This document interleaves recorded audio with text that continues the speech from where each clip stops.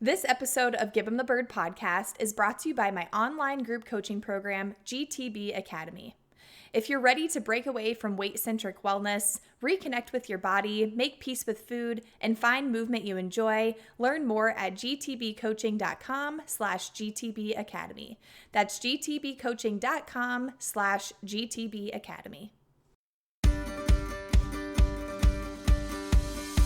What's up, friends? It's Haley, aka Bird, and you are tuning in to the Give 'em the Bird podcast. This podcast is all about challenging what it means to be healthy and fit. It's about celebrating sustainable behavior change and non-scale victories. And most importantly, it's about giving the bird to the diet industry and societal expectations of body size. Why? Well, because at the end of the day, you have an entire life to live that does not require your body look a certain way. Thanks for tuning in. Now let's give 'em the bird.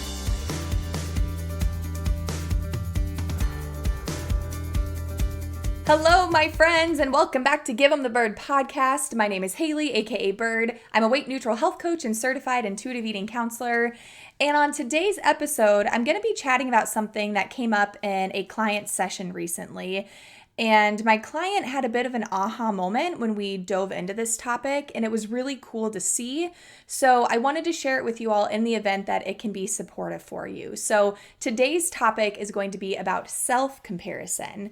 Now, comparison is not necessarily a new topic when it comes to like fitness or, non-diet health and well-being. I think we hear a lot about comparison and how it can be detrimental for us, right? Think about that quote by Teddy Roosevelt, "Comparison is the thief of joy." We hear it a lot, and I totally believe that. But typically when we're comparing ourselves to other people, right? So comparison is me compared to somebody else. But what about comparing ourselves now to who we were in the past? How often do we do that? And how helpful is it? Is it even helpful? I know that in my coaching, I regularly use the past as a way for clients to reflect on how far they've come and to celebrate their success. We'll think back to what did you want to be doing consistently 3 months ago and see how you are now doing those things. And let's talk about how good that freaking feels, right? I also sometimes will use the past as a learning opportunity when it comes to behavior change. I might ask things like, what was life like when you were doing this habit consistently in the past? Or when you've been unsuccessful at this habit in the past, what held you back? What prevented you from achieving it or being successful? So we kind of use the past as like a non-judgmental inquiry. And I think that self-comparison, or that more like reflection, if you will, I think it can be really beneficial. But our intention behind it is more about compassion, and it's about learning and reflecting on it, not necessarily criticizing or berating ourselves. The self-comparison that I want to talk about today is that judgmental, that critical side of things, the kind that sounds like, if I had only stayed consistent, I'd be so much farther along, or I really let myself go, or the old me would never have taken that long to run a 5K.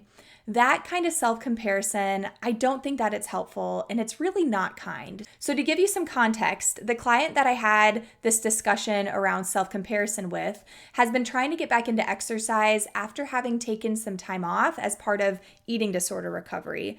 They were referred to me about a year or so ago because they were ready to get back into movement, back into reintegrating movement into their life.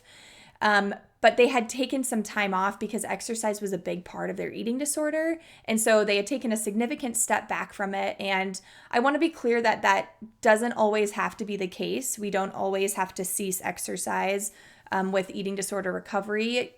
Obviously, reach out to a provider or your dietitian or your therapist if that's something you have more questions on. But for this person in particular, they did want to step back, and that felt like it was supportive for them at the time. So they met with me as a way to begin adding in some movement in a safe and healthy way. And over the last year, we made a lot of progress together. We focused a lot on embodied movement. So focusing on feeling movement physically in the body. When you drop into a squat, where do you feel that in your body? Really trying to strengthen and connect that mind and body connection. We did a lot of bringing mindfulness into the movement experience. We practiced a lot with the whole all or nothing mentality and recognizing that we don't have to do all the reps. We don't have to have perfect form, and really challenging that like perfectionistic tendency that is common with a lot of folks who maybe are in recovery or have some sort of disordered relationship with exercise. So we did a lot of work around embodiment and around challenging exercise rules, but we hadn't really gotten to creating a consistent movement routine, mostly because it really wasn't on the agenda. Like it wasn't like they were meeting with me in order to get exercise to be a consistent routine in their life again. It was more just how can I safely reintegrate it? So it really wasn't on the agenda. But also, we didn't get to the place of making exercise consistent because they had an extremely busy year between work and school and relationships and moving in with their partner and all the other things that life brought to them. So we hadn't gotten to this place of, okay, we've reintegrated movement. Now let's add some structure to it because they've been so busy. But this summer, they've been less busy. So we've been adding in a little bit of structure here and there. And in our last check-in, they shared with me some super exciting news that they PR'd their back squat. And this was just like, it still gets me excited and I'm smiling just thinking about it because for the first time ever, they squatted the 45-pound plates. And if you've ever done any sort of barbell squatting, back squatting at all, you probably know the feeling of finally being able to squat the big plates. It feels super badass. I still remember when I would watch my sister Leslie and she would be able to put on the 45-pound plates. And I was just like, God, she's a beast. And then I remember the moment that I was able to squat them, and I'm sure she was probably the first person I told. But it just feels really good. It's very empowering when you put on those 45-pound plates. Not that it's not strong or you're not strong or it's not empowering if you aren't to that place yet. It's just like, it's a cool accomplishment, right? So when they told me that they back squatted 135 for the first time, used the plates, we were celebrating. Like I was super freaking pumped and we were on Zoom. So it was a virtual appointment, but I was like high-fiving them through the camera. So exciting. And we also celebrated the fact that it wasn't just that they, squatted down and came back up. They felt like their form was really good. They didn't have any pain or discomfort. They felt like they were embodied. They were connected while they were doing this movement. So it was super freaking exciting. But then the self-comparison piece came into play. So we're celebrating, and then all of a sudden they said, yeah, I just kind of wonder where I'd be if I hadn't struggled with consistency over the last year so much. And literally, just like that, this amazing milestone that they hit was basically squashed because in their mind, they would be so much farther along if they had been consistent sooner. And this is just another plug for working with a coach. I know I plugged this a couple times in my last episode, but definitely want to plug this because they didn't even think anything about that comment. But to me, I heard that comment as a potential criticism and a potential like eating disorder voice coming back out, which obviously as somebody that's in recovery, that's something that they've struggled with before. So I got really curious and I investigated it a little bit, and my coaching intuition was correct from that comment because we, after diving in, we came to find out that that comment was basically them saying that 135 isn't good enough, that they could and should be lifting more, and that in order to do more, they have to be more disciplined this time around. They have to be more consistent, no more excuses. And that is not healthy. That's not the type of relationship they want to cultivate with exercise. That's not the type of relationship that most of my clients, actually all of my clients, none of them really want to have that sort of relationship with exercise. Not only that, but while they are like stuck in this self-comparison trap and, realizing that I basically squashed all the progress that I made this last year with one comment, inside I'm knowing that I know how much work they have done this past year. And as a coach, it's really my job to help people realize that. I do this literally every day. It's me talking people up because we do not give ourselves nearly enough credit as we deserved. But just in this past year of working with this client, they have done so much work. And while it didn't include getting consistent with exercise, it did include setting boundaries and honoring their body and being uncomfortable with recovery. Like, it is sitting with discomfort, and eating disorder recovery is so important. This shit was huge, right? Like, boundary setting and listening to their body and focusing on embodied movement and like not getting into over exercising and, binging and all of this. Like, they had so much success the last year. And so I asked them, I was like, I wonder what you have gained by not focusing so much on lifting consistently this last year.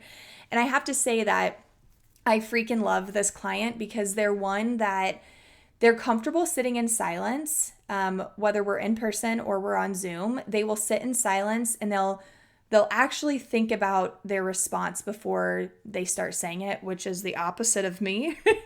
I'm not a mindful communicator, but they completely are. So I really honor the fact that I felt like we sat there for at least a solid minute waiting for their response. And then all of a sudden they look up at me and they say, I've gained self-respect. Like, can we provide a moment of silence for that frickin' response? Like, what have you gained this year by not focusing on lifting? I have gained self-respect. Like, shit. It literally gives me shiver bumps right now. And I'm literally reading a script-ish and thinking about, like, this is not the first time I've thought about it today. It's so moving. And they began to list off like all these things they have done in the last year that have helped them to gain self-respect. Things like quitting something that was not serving them, ending multiple friendships that were toxic, leaving a job that was not supporting their academic success, maintaining who they are and their relationship with themselves while also cultivating a super strong relationship with their partner and moving in with their partner and getting an animal together. Like, the list went on and on and on. And when they were done, they were kind of like, wow, I hadn't taken the time to think about it like this, but I've done a lot this last year by putting exercise consistency on the back burner. And I just kind of sat back and started thinking to myself, like, this is what it is all about. Like, this was a prime example of two things. One, how exercise can't and won't always be the most important thing in our lives. But just because we're not exercising consistently or regularly or quote unquote enough, it doesn't mean that we're not working on our health and well-being. We're not working on improving, our health and our happiness. It just is not priority, right? And the second thing that I got from, this reflection was that self-comparison can absolutely diminish our success, and that comparing ourselves to a previous version of who we were, it can be just as detrimental as comparing ourselves to someone else, right? Like, I squat 135 in the gym and then I see someone else squatting 200 and all of a sudden, like, my 135 doesn't really seem that good. Same as I squat 135 in the gym and I think about where I'd be if I had started squatting consistently a year ago, and all of a sudden my 135 doesn't seem that strong, because if I had started a year ago, maybe I'd be at that 200. That's a pretty big jump, but still, right? It's the same thing. And sometimes I think that the self-comparison, it almost hits a little bit harder because we can look at someone else, with this example, we can look at someone else doing something quote unquote better than us, but we can say that they have a different life than us. We can separate ourselves from them. They have different genetics. They have different access to a gym. They have more time. Maybe they have a coach, maybe X, Y, Z. But with self-comparison, we can't do that. We can't really separate ourselves from ourselves, right? Like, we're comparing ourselves to ourselves. We think we know our potential. We tell ourselves that we could be that person. We could be that good.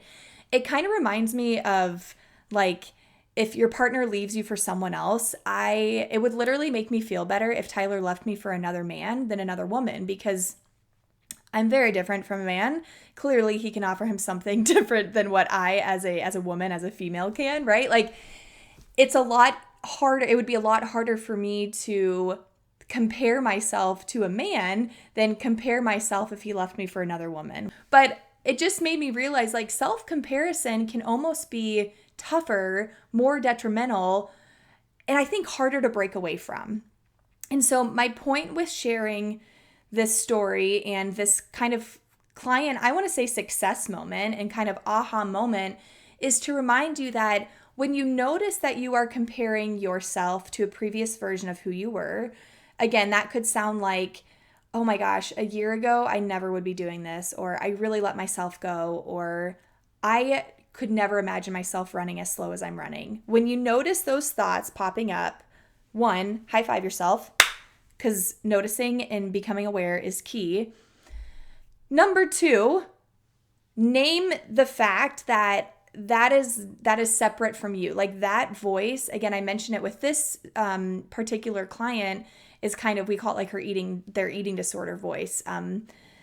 But you can call it whatever you want, but it's like if you had an angel and a devil on your shoulder, that's the devil talking, right? The angel is the one that says, no, 135 is really strong, you're a badass. The devil says you could be squatting 200 now if you had put in the work, right? So when you notice that self-comparison, high five yourself for noticing it. Recognize that that's the little devil speaking. Call it whatever you want to call it. That's the mean girl speaking. And then ask yourself, okay, so I haven't been doing XYZ consistently, but over this time span, while I haven't been working on that, what have I been working on? Or what have I succeeded at, right? And I want to be clear that the answer might not be that obvious. It might be nothing, right? There's going to be times where we just kind of quote unquote drop the ball on something and we don't really have a reason for it. But I guarantee that if you take some time to dive deeper into it, you're probably going to find a reason.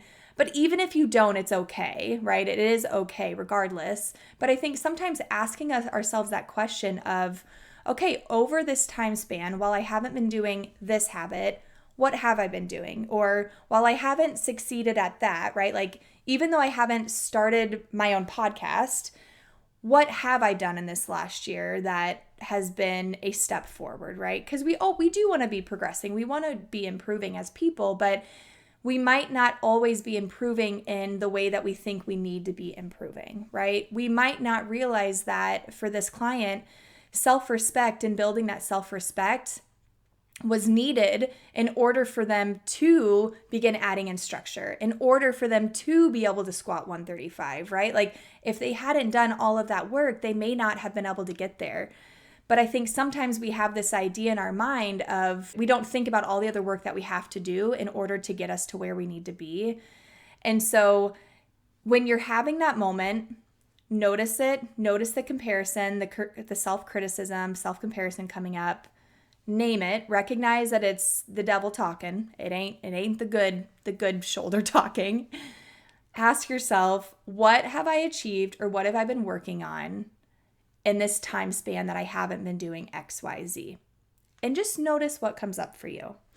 Whether it's directly related or it doesn't seem like it is related at all, right? Like you maybe wouldn't think that quitting an extracurricular activity would help you with weightlifting in the long run. Or maybe it's something like while I wasn't lifting, I was working on my mobility. That's clearly related. Regardless of how related it feels or not, it probably is. And it was what you needed at the time. So the whole point here is really to give yourself a damn break by working through it and recognizing that you were working towards something, you were doing something that you needed at the time, even though it may not have been what you thought you needed. Thanks for tuning in to another episode of GTB. If you're enjoying this podcast, feel free to head on over to Apple Podcasts and rate, review, and subscribe.